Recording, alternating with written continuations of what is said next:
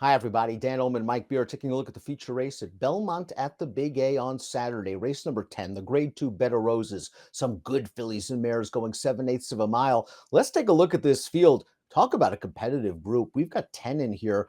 The morning line favorite is the 6, Flying Connection, and I won't be surprised at all if she's the favorite. She's coming off of a big figure third place effort against two of the better filly and mare turf sprinters in the country.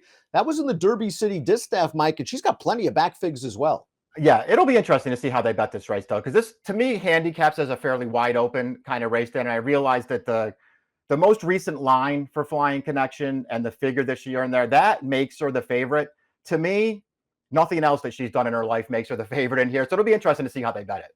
And it's interesting to see how this race will be run from a pace standpoint. Big field, I would expect a pretty solid pace. Begin is quick. And breaking from the far outside post, you have to think she's going to go. I think Big Pond's going to be a lot closer than she was last time out. Leave No Trace is another horse that's very tactical as well as Hot Fudge. I think this pace is going to be really solid, give everybody a fair chance to win. Looked at it the exact same way. I do think the 10 is probably on a go here from the outside, and Leave No Trace also has an outside post, and she wants to be forward.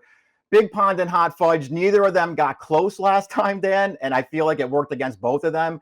I suspect they're both going to try to look for position up close to the pace this time. The number 1 Apple Picker's looking for a little bit of pace to run at. That's how she scored the Barbara Fritchie, a grade 3 at Laurel, going 7/8, 3 starts back, and it helped her win the Ski Pack this race at Pimlico most recently, going 3/4 of a mile. She has a lot of work to do, but they really went quick. Sub 23 second quarter mile. These pace setters are ripe for the pickings, and here comes Apple Picker. I liked this performance. Yes, she had a good trip in here. I still thought that she ran well. I liked her Fritchie win also. Even when they shipped her here 2 starts back, then she just ran another 80 by her. That's the sort of the level she stuck at, but she ran fine that day, getting shuffled back to last on the turn and then trying to rally. We'll see. It feels like she's just going to have to improve by quite a bit to win here, but I like her overall form. Big Pond, the number 2, earned a grade 1 placing against fellow 3-year-olds last year in the La Brea. First time for Belmont last time out. She was the beaten favorite by Leave No Trace in the Vagrancy.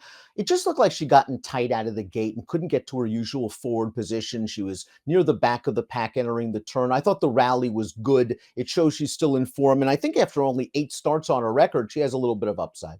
I agree with all that stuff. We'll just see, but I just wanted to point out one thing here, because you're right. If you go back and watch the full replay of the Vagrancy, she gets in tight between, she gets shuffled back, she's briefly last on the backstretch, and then she just has a little bit too much to do through the stretch. The flip side of that is that pace was fast. So the setup was there for her. Hot Fudge was also last at the top of the stretch in that race. She was making up tons of ground to finish third. So trouble early, yes, but the setup was there. So she, in some ways, she had things go her way. Listen, I'm just not sure. We've talked about this horse a few times in the past. I'm not sure how good she is. You go back to the Madison last time, and to me, that's a race that just suggests she cannot go with top horses. She was awful in that race. So I don't want a short price on her in here, but she did run well last time. Exceed is the number 3, and Chad Brown's always treated her like a really nice horse. After her debut win, they ran her right in the 8 Bells, they ran her right in the Acorn, they ran her in a stakes race at Saratoga, then they tried turf, and Chad just decided after that win at Keeneland, let's back off, get her ready for a 4-year-old campaign. She looked good in her seasonal debut during the Keeneland spring meet, second level allowance, nice tactical trip. When she's produced, she goes by and she wins fairly comfortably. The questions are manyfold. Was it Lasix? Both of her last wins on Lasix. Was it the weaker company? Was it Keeneland? I have a feeling she's going to turn out to be pretty good. I do too. It is, but you're right to point out those things. That she's 3 for 3 on Lasix in her life, and she's 0 for 4 without it. Even though there are some tougher races in there, I was actually of the opinion going into the Wilton last year that this horse was the better of between her and Randomized. This was the better Chad 3-year-old. How do you grade that opinion? It wasn't a very good opinion, but she might be able to bail you out in a race like the Better Roses and can turn out to be a good 7/8 to 1 mile horse. A Morning Match is up next, and she's good no matter the distance, it seems. But Butch Reed wants to concentrate her at sort of 7 furlongs, 1-turn mile land, and why not? Here's her win in her seasonal debut. This is the unique Bella for Pennsylvania breds. Butch likes to use this spot for Morning Match as sort of a comeback race. She's on her left lead here in the stretch, but just how easily she goes by the horse up front. She's closing in on $1 million in earnings. She really hasn't run that fast race very often, but you know what you're going to get. It's a useful effort. Exactly. You'll see her fail to change leads in several of her races, but sometimes she'll do it. Just an easy win here. I think she's interested in here because I do think the pace is going to go, and obviously she's going to need a little pace. And then if you just start picking apart her form, I'm not sure why they never sprint this horse for some reason. I know she's grade 1 placed going long on the dirt, so it's all good stuff in her route races, but all of her sprint races are good. She's won 4 of her last 5 sprinting. She's won 3 in a row sprinting. They're all 7 furlong races. She has a big finish in her. I feel like she's just a little underrated, and she's a great price on the morning line.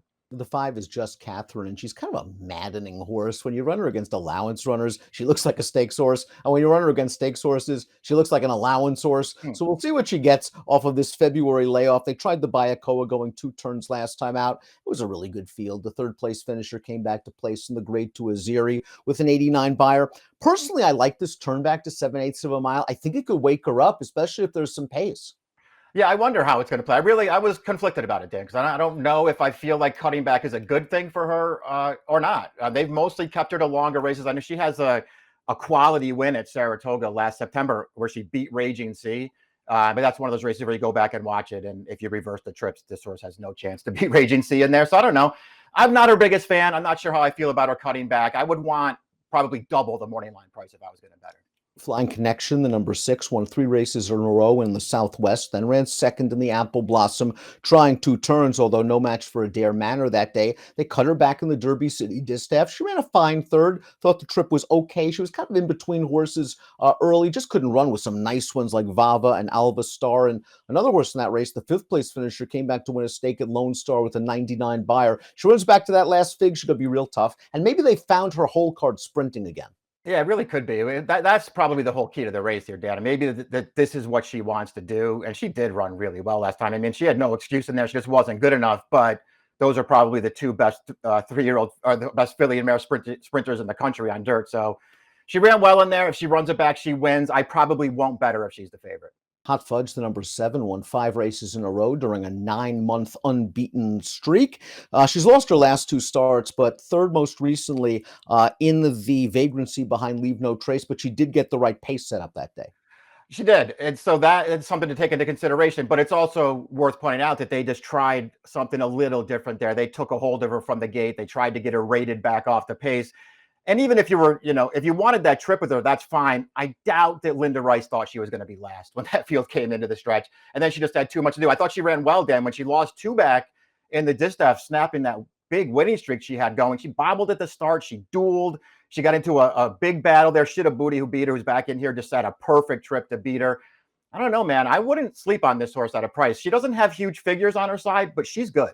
The number 8, Shida Booty, returned off of a lengthy layoff to beat Apple Picker in the grade 3 distaff over course and distance 2 starts back. I was really surprised how far back she was in the early part of the Ruffian, going a 1-turn mile last time out. She did run on to be 3rd, just missing behind Randomized, who of course came back to take down Idiomatic in the grade 1 Phipps with a 99 buyer. I wonder if she's a 7 furlong specialist in waiting.